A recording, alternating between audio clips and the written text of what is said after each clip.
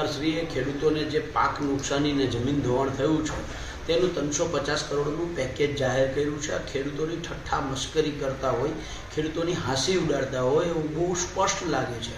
કારણ કે એકલો ઘેડ વિસ્તાર જ એવો છે કે જ્યાં ઓછામાં ઓછું 1 લાખ કરોડનું અંદાજિત નુકસાન છે।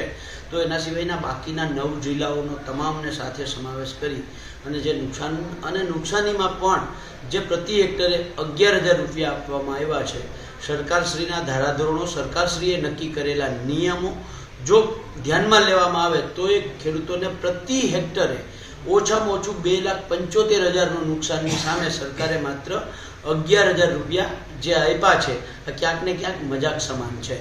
સૌથી મોટી દુઃખની વાત એ છે કે હજી તો 4 દિવસ પહેલા કૃષિ મંત્રી પોતે જે વિસ્તારમાં જઈને આવ્યા છે, જ્યાં પાણી ભર્યા છે, તો એનો તો સર્વે થયો નથી।